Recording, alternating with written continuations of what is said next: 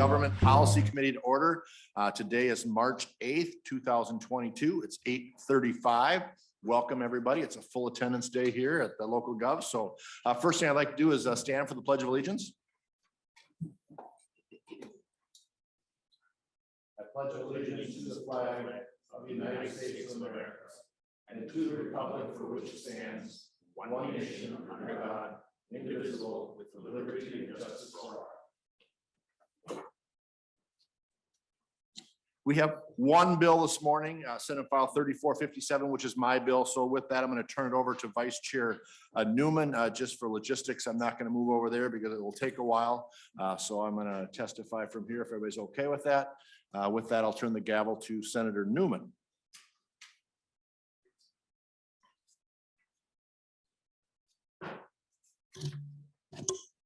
Thank you, Senator Jasinski. I believe Senate File 3457 is the bill that we have before us this morning. As I understand it, you have an author's amendment, the I think it's A1. You want to explain your A1 and then we'll adopt it, Senator Jasinski. Thank you, Mr. Chair. The A1 amendment is just a technical amendment. It's an author's amendment, so I'd ask for approval of the A1. And Senator Jasinski moves the A1 amendment. It's an author's amendment. All those in favor, please signify by saying aye. Aye. Those opposed, no. The A1 amendment is adopted. Senator Jasinski, to your bill as amended. Thank you, Mr. Chair. Senate File 3457 are certain requirements, expansion regarding qualified newspaper. Really what this bill does is bring it up to technical amendment up to today's technology with e-editions and things like that. So without myself explaining, I'm just going to switch it right over to my testifier, Mr. Haynes, who will testify on the bill. Morning, Mr. Haynes. If you would state your name for the record, with whom you are associated, and proceed with your testimony. Thank you, Mr. Chair, and good morning. My name is Patrick Hines with Messerly Kramer. I'm here today representing the Minnesota Newspaper Association and the 275 print publications in Minnesota. It's very nice to be back in room 123. It's been a long time. Last time I testified, I didn't even need glasses, so still getting used to that. Well, first I wanted to thank Senator Jasinski for authoring the bill and for working both with the Newspaper Association and the many local government stakeholder groups who came together to achieve consensus on this bill. We've worked with the League of Minnesota Cities, Association of Minnesota Counties, the School Boards Association, Association of County Officers, and the School Business Officer Group. I may have missed one, but we did come together to reach consensus on this language. The impetus for the bill was a conversation between the Newspaper Association and the School Boards Association, who had some clarifying questions about particular qualified newspaper within a county in Minnesota. Not surprising that there'd be a clarifying question. The statute hasn't been substantially updated in over 30 years. And at that time, the internet was really in its infancy, and we didn't even have things like e-editions of newspapers. So the goal of the bill is to modernize the statute to reflect current publication practices and to make sure that our local units of government who rely on the qualified newspapers to publish their public notices have clarity about which papers are qualified and to answer any questions that they might have as they are publishing their notices. I won't go through section by section unless that's the desire of the committee. I'll point out the major points. This adds a definition of the word publish to the statute and also adds a definition of e-edition, which is defined as, excuse me, it's a digital facsimile of a newspaper's print edition. So typically would be in a PDF format, and it looks just like the newspaper that you would have in your hands. It distinguishes that from a website, as an example. So what we say in the bill, pretty simply, is that if you send your public notice to a newspaper that prints both a print edition and an e-edition, that meets the requirements of publication. So if I send my notice to the Mankato Free Press and Monday's edition is print and Tuesday's is e-edition, that meets all of the public notice requirements for the local units of government.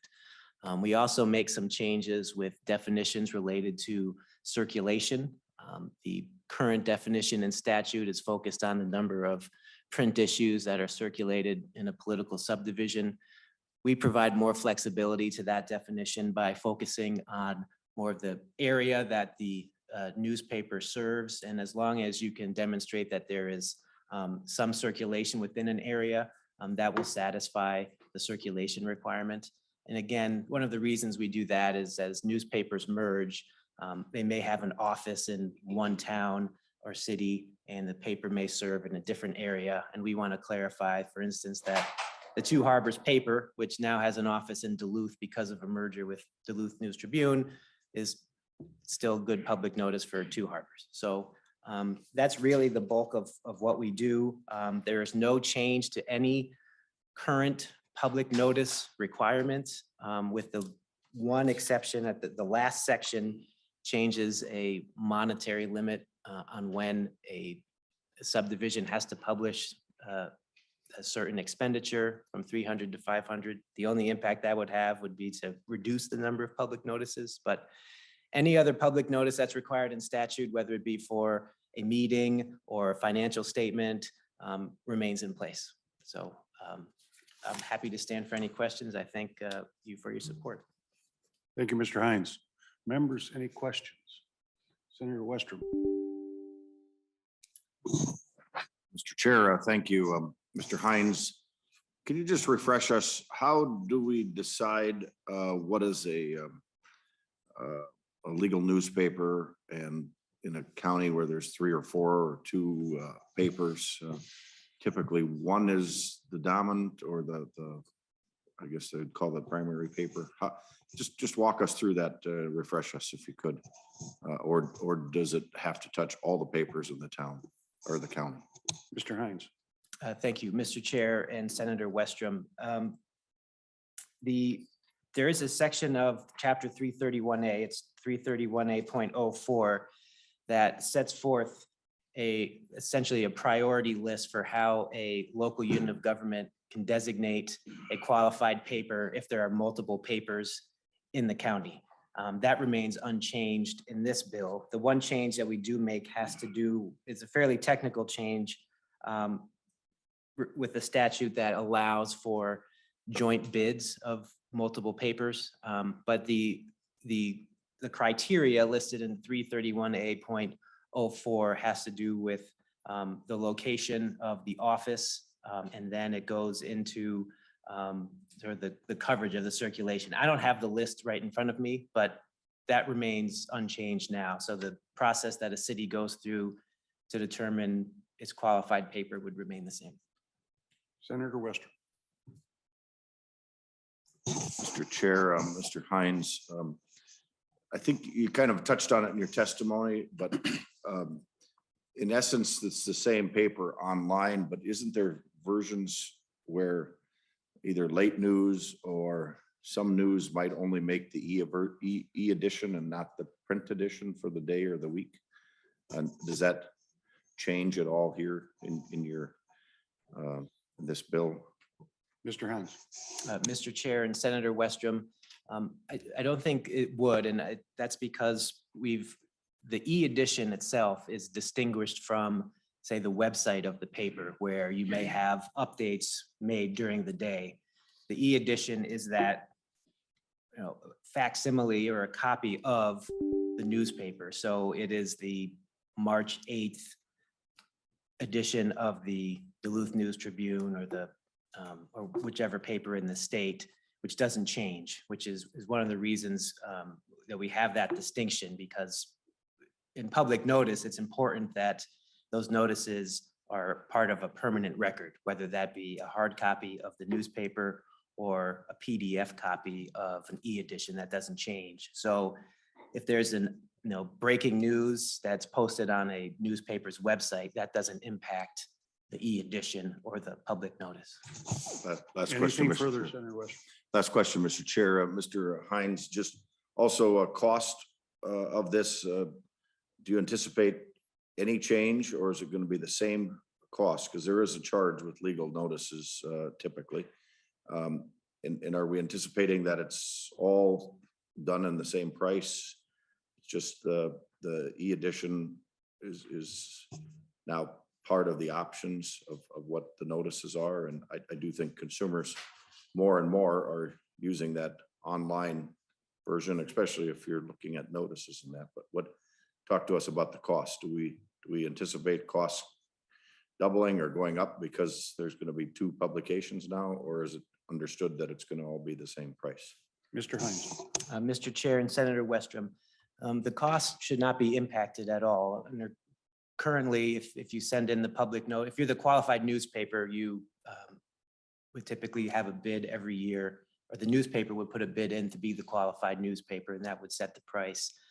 The e-edition really is not an add-on to the print that a local unit of government would have to pay for. It's really to clarify, for instance, Monday is hard copy, Tuesday is e-edition, and there's no distinction in terms of the local unit of government meeting their public notice requirement. I will note on the question of cost that existing law already requires that if a qualified newspaper has a website, then it must also publish the public notice on its website at no additional cost to the advertisers, which would be the local unit of government. The bill also now would require those public notices from the local units of government to be published onto the Newspaper Association website, but that duty is on the newspaper. It is not on the local unit of government. And again, that can be at no additional cost to the local unit of government. So there should be cost neutral to governments. And one final note, since we're talking about cost, is that this also makes clear and requires that the public notice section on a newspaper's website has to be in front of the paywall. So I don't need to have a subscription to a particular newspaper's website if I want to look at the public notices. Anything further, Senator Wetterford? Thank you. Senator Bingham. Thank you, Mr. Chair, and thank you, Senator Jasinski, for bringing this forward. I believe this is a very good tool for our local governments. You and I, who have served on local government, know that this is one of the first votes you take in January is to establish your legal paper for the notices. So, and to the Newspaper Association and League of Minnesota Cities and Counties and all the other stakeholders, kudos to getting agreement on this. My question is, so as I'm understanding this, this would be for a website that has a paper and an e-edition. Now, is it required that they be published in both? Meaning, if the county or the city said, can I just post my legal notice online? Is that sufficient? Or is there still the requirement of having to do it in the paper and online, but you're not going to get charged anymore? Mr. Hines. Mr. Chair and Senator Bingham, it's the latter. So the paper couldn't just publish it on the website. They will, I think in practice, there will be very little to any change in how a local unit of government contacts a newspaper to publish their notice. They will send it in the same manner that they have in the past, and the notice will appear in their print edition or then the e-edition, as the case may be. But there's no, there shouldn't be any change on the operational end for the local unit of government. And Mr. Senator Chair, Bingham. thank you for that clarification. And that's what I wanted the public to know. And so what this does is it opens up transparency. So if you aren't a subscriber to the hard copy, but maybe you're a subscriber to just the e-online, because these papers do have different pay scales if you're just doing the e-edition versus both. So I think this also increases transparency in that aspect and is also appreciated. Thank you. Thank you, Senator Bingham. Any further questions by any members? I'm not seeing, I am seeing one. Senator Jasinski. Thank you, Mr. Chair. You know, I'm not telling you anything we all don't know, but the necessity of a free press is so important. It's critical to a democracy like ours. And I can't imagine the challenges the newspaper industry has faced in the last,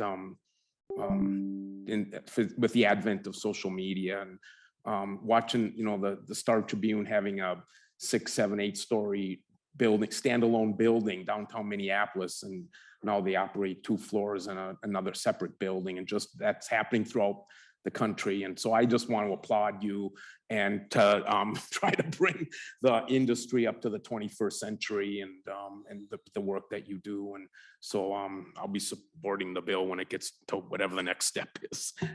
So thanks, Senator Jasinski, for bringing this forward. Thank you, Senator. Any other questions or comments from any members? Senator Uyghur. Yes, thank you, Mr. Chair. Thank you to everybody at Senator Jasinski, the association, for putting together the bill. I just want to amplify it further on Senator Swedinski's comments and demise of the Old Town newspaper. Most of my district, a suburban area, no longer has a suburban paper. With the bankruptcy of Lilly Suburban, which was a great publication, you get all the local news, the coverage of your local entities. It's gone. There's no longer coverage unless there's something dramatic that you would read in the daily. The Wayfair Press, which covers a number of other areas, has put out a plea for donations. It's so sad. And the transparency is lacking in terms of the ability of the public to really know what's happening at the local government level. And it's not just in my district, but across America. Chair, I don't know if Mr. Hines would just like to comment further. It is what it is. There's a lot of factors. Star Tribune, major publications, or Chicago Tribune, right in hometown America too. So, comments? Mr. Hines. Thank you, Mr. Chair and Senator Uyghur, and also Senator Swedzinski for those comments. You know, there's obviously some difficulties facing community newspapers, not only in Minnesota, but in the country. But Minnesota has a very strong tradition of supporting its newspapers. As I said in my opening, we have approximately 275 print publications in Minnesota still. The Star Tribune's circulation numbers rival those of all but the largest really national or international papers like the New York Times or the Wall Street Journal. So the times are difficult, but you know, I appreciate those comments because there are a lot of publishers and reporters in your districts who are working very hard to get their papers out. And if you're in Swift County or Jackson, Minnesota, you know, the only way you're going to know if you know what your school board's doing or what your city, your county's doing is often by the reporting of the local newspapers. So it's obviously critically important to the function of our government, and that's why we appreciate this committee's attention to this bill. And you know, we hope it'll help things and make sure that public notice gets to where it needs to be. So thank you all for those comments. Senator Uyghur, your comment, I think, is really well taken. And I can tell you that out in Cornfield Country where I live, we still have local newspapers. We have one in McLeod County in Hutchinson.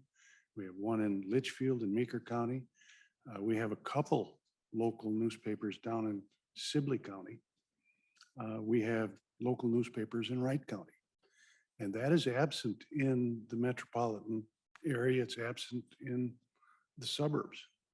And we still read about, you know, the local funerals and the local church services and all of the local information does come to us with our local papers, both in print and e-editions. So your point is well taken, Senator Uyghur, and I wish it wasn't so, but we are desperately out in the country hanging on to our local newspapers because we rely on them for all of that local information you don't get out of the major metropolitan newspapers. So point well taken, Senator Uyghur. Senator Westrom, did you have another comment? Mr. Chair, I have one more question. Section 10, Mr. Hines. It talks about not necessary to publish individuals' disbursements of less than 500. What Can you talk about that change? What are we talking about, individual disbursements? Mr. Hines. Thank you, Mr. Chair and Senator Westrom. That provision is current law and it requires, essentially a publication of, I guess, checks that are essentially checks that are written out by the local unit of government if they, for costs of certain items. We've increased the number in statute from 300 to 500. I believe the last time, I think the 300 number was set in statute in 2014. I might be a little off, but it's not 30 years. It was, more like 10 or a dozen. And we simply increased that to 500. It seemed to be a reasonable increase, given the fact that it hadn't been adjusted for a decade or more, and would provide some relief to counties as they don't have to print quite as many of these individual expenditures. Senator Westrom. So, Mr. Chair, Mr. Hines, I'm drilling down on the individual disbursement again. So you're saying the individual amounts or checks that the county has written? Is that something you print in a lot of cases, or explain that a little bit more? Sure. I guess I'm not Mr. Hines. totally following the individual disbursement. Thank you, Mr. Chair and Senator Westrom. So I think in this case, there's the requirement on the individual disbursements, but if you a couple lines down, that requirement is only in place if you're not publishing, if they're part of financial statements that are published as a matter of course and are required by statute to be published. Then you don't have to put those individual disbursements in there. That would only be if your financial statements for whatever reason didn't have all of these individual disbursements. I don't think those are, we're not talking about payroll or anything like that. Okay. Anything further? All right. Senator Thank you. Westrom? Thank you, Mr. Hines. I do not see any other comments from members or questions. So I will go back to Senator Jasinski for any final comments on his bill. And I believe Senator Jasinski, your motion would be to the bill would be recommended to pass as amended and be placed on general order. Senator Jasinski. Thank you, Mr. Chair. And first of all, I'd like to apologize for Mr. Hines for mispronouncing your name when I walked in. I knew that, but I just, for some reason, mispronounced it. But I want to thank you guys for the discussion today. Mr. Hines for bringing the bill to me. Again, going back to my local government days as a mayor or as a county commissioner, something you always talk about the cost of as a municipality or a government to have to publish all these things. And so with the transversion to e-news and things like that, we, as I did as a mayor, was talking about how much you would have to publish and how much you would put in a link. And I think we'll have further discussions. I know we talked with Mr. Hines on sample ballots. I mean, that's a very cumbersome thing to publish those in newspapers, very expensive. So at some point, we'll have that discussion again going on as we continue this discussion, how we transform that into the future on what has to be published, or if it's just a link to something. I know when we discussed it in Faribault, we had a lot of people that just weren't in the technology age yet, and we want to make sure that all that information is out there, still printed, as Senator Newman says. In rural Minnesota, we still have those local newspapers that a lot of people rely on. They get them in the mail every day or delivered to their door, and they read those things. So as time goes on, I think we'll see a little transition of more of a link to get the full data, so you don't have to publish the whole thing on a newspaper, to help municipalities and local governments not have to pay those higher fees. So great discussion. And again, I think we'll continue this discussion on as we go on and talk a little bit more about sample ballots and things like those that will get bigger as we go on. But again, I want to thank everyone for the discussion today. And with that, I'd move that Senate File 3457 be recommended to pass as amended and be sent to general orders. To Senator Jasinski's motion, all those in favor, please signify by saying aye. Aye. Those opposed, no. The motion passes and Senate File 3457 is placed on general orders. Senator Jasinski, I will now pass the gavel back to you. Thank you, Senator Newman. And just an announcement. So we still have several bills kind of in the works, bipartisan bills. We'll hear from both sides, obviously, of the aisle. We've done that already with Senator Rest. We have some other great bills. Some of them are being worked on to make sure we can find some peace in the valley on some of those bills with all the stakeholders. But we will have a schedule coming up, and we're waiting every day as more bills are coming in, and we'll have some good bills coming up. So with that, no further agenda or items on the agenda. We are hereby adjourned.